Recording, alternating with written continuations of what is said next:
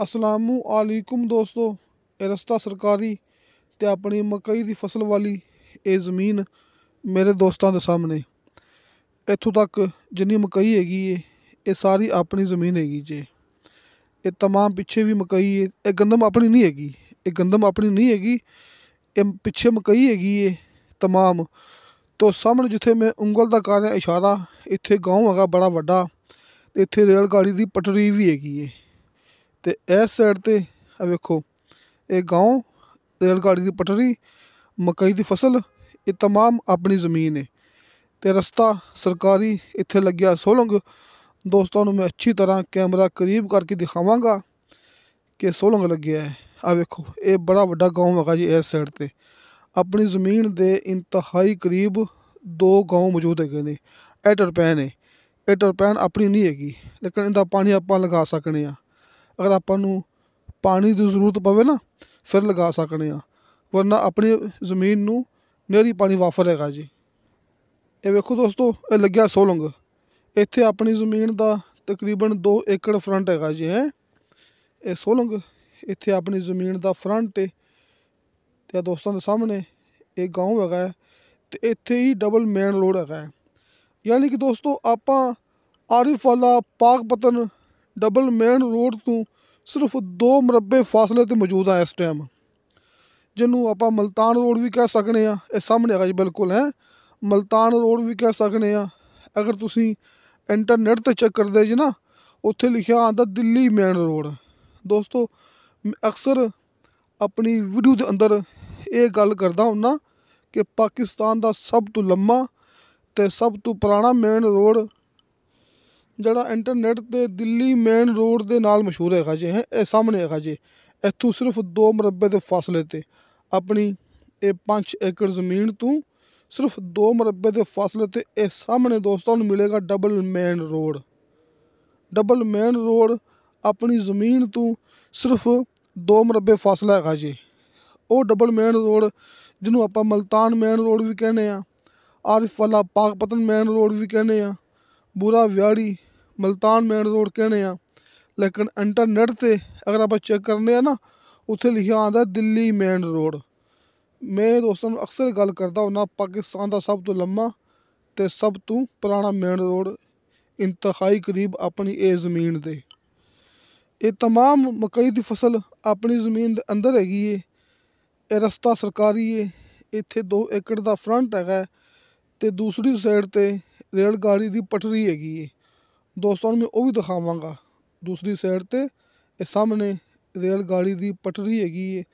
ਦੋਸਤਾਂ ਨੂੰ ਮੈਂ ਉਹ ਵੀ ਦਿਖਾਵਾਂਗਾ। ਉੱਥੇ ਵੀ ਰਸਤਾ ਸਰਕਾਰੀ ਜਿਹੜਾ ਕਿ ਆਪਣੀ ਜ਼ਮੀਨ ਦੇ ਨਾਲ ਹੈਗਾ। ਦੋਵਾਂ ਸਾਈਡਾਂ ਤੋਂ ਤੁਸੀਂ ਆ ਸਕਦੇ ਜੇ। ਇਹ ਤਹਿਸੀਲ ਆਰਿਫ ਵਾਲਾ ਅਤੇ ਜ਼ਿਲ੍ਹਾ ਪਾਕਪਤਨ ਸ਼ਰੀਫ ਦੀ ਬੜੀ ਹੀ ਬੈਸਟ ਜ਼ਮੀਨ ਮੇਰੇ ਦੋਸਤਾਂ ਦੇ ਸਾਹਮਣੇ।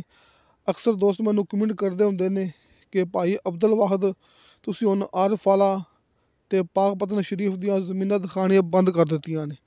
ਨਹੀਂ ਦੋਸਤੋ, ਆਪਾਂ ਜ਼ਮੀਨਾਂ ਦਿਖਾਉਣੀਆਂ ਬੰਦ ਨਹੀਂ ਕੀਤੀਆਂ ਹੈਗੀਆਂ। ਆਹ ਵੇਖੋ, ਇਹ ਰੇਲ ਗਾੜੀ ਦੀ ਪਟੜੀ, ਇਹ ਮੇਰੇ ਦੋਸਤਾਂ ਦੇ ਸਾਹਮਣੇ। ਇਹ ਵੇਖੋ, ਇਸ ਸਾਈਡ 'ਤੇ ਪਾਕਪਤਨ ਸ਼ਰੀਫ ਹੈ। ਇਹ ਮਕਈ ਦੀ ਫਸਲ ਆਪਣੀ ਜ਼ਮੀਨ ਦੇ ਅੰਦਰ ਮੌਜੂਦ ਹੈਗੀ ਜੀ। ਵੇਖੋ, ਅਤੇ ਰਸਤਾ ਸਰਕਾਰੀ ਵੇਖੋ, ਇਹ ਪਟੜੀ ਦੇ ਨਾਲ ਨਾਲ ਇਹ ਰਸਤਾ ਸਰਕਾਰੀ। ਦੋਸਤੋ ਵੇਖ ਲਓ ਅੱਛੀ ਤਰ੍ਹਾਂ। ਇਹ ਵੇਖੋ, ਰਸਤਾ ਸਰਕਾਰੀ ਦੋਸਤਾਂ ਨੂੰ ਮਿਲੇਗਾ ਦੋਵਾਂ ਸਾਈਡਾਂ ਤੋਂ। ਇਹ ਵੇਖੋ, ਇਹ ਰਸਤਾ ਆ ਰਿਹਾ ਅਤੇ ਇਸ ਸਾਈਡ 'ਤੇ ਆ ਕੇ ਆਪਣੀ ਜ਼ਮੀਨ ਦੇ ਨਾਲ ਟੱਚ ਹੋ ਜਾਂਦਾ ਹੈ। ਜਿਹੜੀ ਮਕਈ ਦੀ ਫਸਲ ਹੈ ਉਹ ਆਪਣੀ ਜ਼ਮੀਨ ਦੇ ਅੰਦਰ ਹੈਗੀ ਜੀ, ਬਾਕੀ ਫਸਲਾਂ ਨਹੀਂ। ਆਪਣੀ 5 ਏਕੜ ਮੁਕੰਮਲ ਜ਼ਮੀਨ ਦੇ ਅੰਦਰ ਮਕਈ ਦੀ ਫਸਲ ਮੌਜੂਦ ਹੈਗੀ ਜੀ। ਆਹ ਵੇਖੋ, ਇਹ ਆਸ ਪਾਸ ਦਾ ਮਾਹੌਲ ਵਿਖਾਉਣਾ ਮੈਂ। ਆਹ ਵੇਖੋ, ਇਹ ਬੜਾ ਹੀ ਵੱਡਾ ਗਾँव ਨਾਲ ਹੈਗਾ ਜੀ। ਦੋਸਤੋ 2 ਗਾँव ਦੇ ਬਿਲਕੁਲ ਦਰਮਿਆਨ ਦੇ ਵਿੱਚ ਇਹ ਸਾਹਮਣੇ ਗਾँव ਵੇਖੋ। ਇਹ ਸਾਹਮਣੇ ਗਾँव ਮੈਂ ਦੋਸਤਾਂ ਨੂੰ ਪਹਿਲੇ ਵੀ ਦਿਖਾਇਆ ਸੀ। ਅਤੇ ਇੱਕ ਨਾਲ ਇਹ ਵੇਖੋ, ਇਸ ਸਾਈਡ 'ਤੇ ਆਰਿਫ ਵਾਲਾ ਸ਼ਹਿਰ ਹੈਗਾ ਜੀ ਇੰਤਹਾਈ ਕਰੀਬ।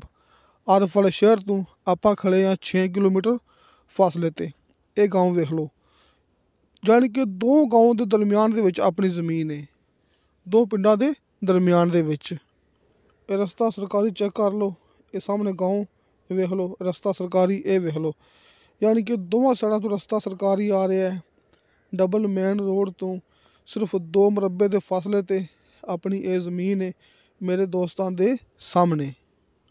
ਤੇ ਦੋਸਤੋ ਗੱਲ ਕਰਦੇ ਪਏ ਸਾਂ ਕਿ ਆਰਿਫ ਵਾਲਾ ਸ਼ਹਿਰ ਤੇ ਪਾਕਪਤਨ ਸ਼ਰੀਫ, ਸਾਹੀਵਾਲ, ਬਹਾਵਲ ਨਗਰ, ਇੱਥੇ ਵੀ ਪਹਿਲੇ ਮੈਂ ਕਾਫੀ ਅਰਸਾ ਕੰਮ ਕਰਦਾ ਰਿਹਾ, ਲੇਕਿਨ ਇਸ ਸਾਈਡ 'ਤੇ ਜ਼ਮੀਨਾਂ ਮਹਿੰਗੀਆਂ ਹੁੰਦੀਆਂ ਨੇ ਅਤੇ ਚਕਵਾਲ ਵਾਲੀ ਸਾਈਡ 'ਤੇ ਇਹ ਜ਼ਮੀਨ ਸਸਤੀ ਹੁੰਦੀ ਹੈ। ਇਸ ਲਈ ਮੇਰਾ 80% ਕੰਮ ਹੋ ਗਿਆ ਚਕਵਾਲ ਵਾਲੀ ਸਾਈਡ 'ਤੇ ਅਤੇ ਇਸ ਇਲਾਕੇ 'ਚ ਯਾਨੀ ਕਿ ਆਰਿਫ ਵਾਲਾ, ਪਾਕਪਤਨ ਸ਼ਰੀਫ, ਇਸ ਇਲਾਕੇ 'ਚ ਆਪਣਾ ਕੰਮ ਸਿਰਫ 20% ਰਹਿ ਗਿਆ ਜੇ। ਕਿਉਂਕਿ ਇਹਦੀ ਖਾਸ ਵਜ੍ਹਾ ਇਹੀ ਹੈਗੀ ਹੈ, ਇਹ ਨਹੀਂ ਕਿ ਇਸ ਇਲਾਕੇ 'ਚ ਰਕਬੇ ਨਹੀਂ ਹੈਗੇ ਦੋਸਤੋ, ਇਹਦੀ ਵਜ੍ਹਾ ਸਿਰਫ ਇਹੀ ਹੈਗੀ ਹੈ ਕਿ ਰਕਬੇ ਭਾਈ ਇਸ ਇਲਾਕੇ 'ਚ ਮਹਿੰਗੇ ਹੋ ਗਏ ਨੇ। ਜਦੋਂ ਮੈਂ ਮਹਿੰਗੇ ਰਕਬੇ ਦਿਖਾਉਂਦਾ ਸਾਂ ਨਾ ਆਪਣੇ ਆਰਿਫ ਵਾਲਾ, ਪਾਕਪਤਨ ਸ਼ਰੀਫ ਦੇ ਅੰਦਰ ਹੈ, ਅਤੇ ਦੋਸਤ ਕਹਿੰਦੇ ਨੇ ਭਾਈ ਜ਼ਮੀਨ ਬੜੀ ਮਹਿੰਗੀ ਹੈਗੀ ਹੈ, ਤੁਸੀਂ ਇਹ ਝੂਠ ਬੋਲਦੇ ਪਏ ਜੇ, ਇੰਨੇ ਰੇਟ ਨਹੀਂ ਹੈਗੇ। ਦੋਸਤੋ ਅਗਰ ਮੈਂ ਜ਼ਮੀਨ ਦਾ ਰੇਟ ਕਰਾਂਗਾ ਜ਼ਿਆਦਾ, ਉਹਦੇ ਵਿੱਚ ਮੇਰਾ ਨੁਕਸਾਨ ਹੈਗਾ ਅਤੇ ਮੈਂ ਆਪਣਾ ਨੁਕਸਾਨ ਜਾਣ ਬੁੱਝ ਕੇ ਕਿਉਂ ਕਰ ਸਕਣਾ। ਅਗਰ ਮੈਂ ਜ਼ਮੀਨ ਦਾ ਰੇਟ ਕਰਾਂਗਾ ਕਮ, ਉਹਦੇ ਵਿੱਚ ਮੇਰਾ ਬੜਾ ਫਾਇਦਾ ਹੈਗਾ।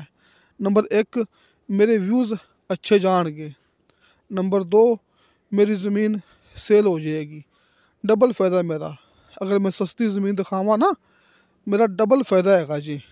ਅਗਰ ਮੈਂ ਯਾਨੀ ਕਿ ਮੈਂ ਚਾਹਵਾਂ ਤਾਂ ਇਹ ਜ਼ਮੀਨ ਦਾ ਝੂਠ ਬੋਲ ਕੇ ਮੈਂ ਇਹ ਗੱਲ ਕਰ ਸਕਦਾ ਕਿ ਇਹ ਸਿਰਫ 10 ਲੱਖ ਦੀ ਏਕੜ ਹੈਗੀ ਹੈ, ਇਹ 20 ਲੱਖ ਦੀ ਏਕੜ ਹੈਗੀ ਹੈ, ਲੇਕਿਨ ਮੈਂ ਕਦੇ ਇਸ ਤਰ੍ਹਾਂ ਕੰਮ ਨਹੀਂ ਕੀਤਾ।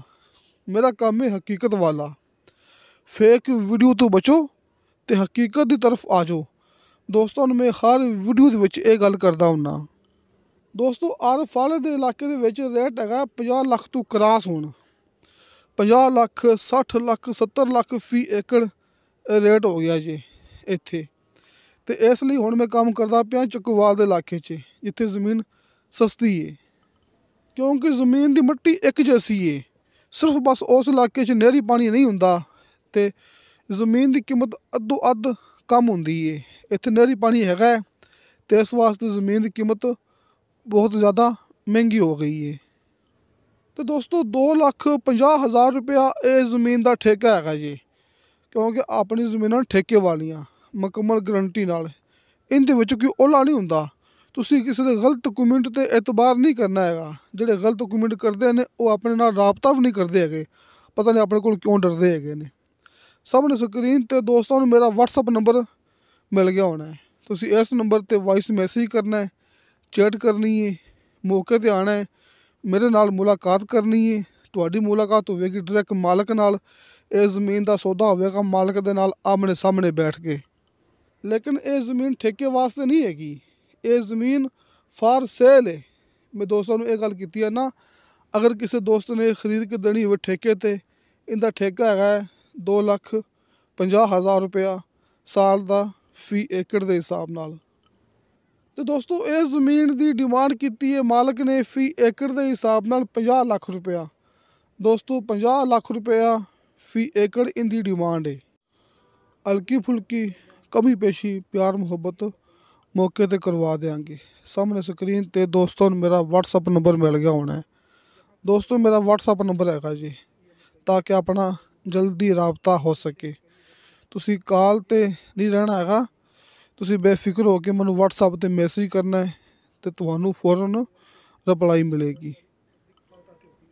50 लाख रुपया इस ज़मीन की कीमत, 2,50,000 रुपया फ़ी एकड़ इस ज़मीन का ठेका। यानी पख्तून भाइयों के लिए थोड़ी उर्दू में बात, 50 लाख फ़ी एकड़ इस ज़मीन की डिमांड, 2,50,000 रुपया फ़ी एकड़ इस ज़मीन का ठेका। तहसील आरिफ वाला, ज़िला पाकपतन शरीफ। आरिफ वाले शहर से 5-6 किलोमीटर फासला और आरिफ वाला पाकपतन मेन रोड से सिर्फ 2 मुरब्बे फासला अपनी इस ज़मीन तक। दोस्तों एक खास गल रह गई है, अपनी ज़मीन तो सिर्फ 2 मुरब्बे फासले ते एक बड़ा मशहूर मरूफ अड्डा है, जिथे दोस्तों नू हर एक चीज़ की सहूलत मिलेगी। किसी चीज़ की खातर तुहानू आरिफ वाला शहर नहीं जाना पैना। सिर्फ 2 मुरब्बे के फासले ते दोस्तों नू मार्केटां, हस्पताल, स्कूल, यानी कि हर चीज़ की सहूलत मिलेगी।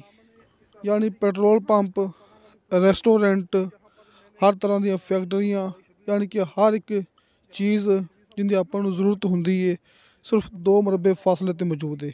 2 ਮੁਰੱਬੇ ਫਾਸਲੇ ਤੇ ਇੱਕ ਬੜਾ ਮਸ਼ਹੂਰ ਮਰੂਫ ਅੱਡਾ ਹੈਗਾ ਜਿਹਨੂੰ ਆਪਾਂ ਛੋਟਾ ਸ਼ਹਿਰ ਕਹਿ ਸਕਦੇ ਹਾਂ। यानी कि ਛੋਟਾ ਸ਼ਹਿਰ ਸਿਰਫ ਇੱਥੋਂ 2 ਮੁਰੱਬੇ ਤੇ ਫਾਸਲੇ ਤੇ ਮੌਜੂਦ ਏ।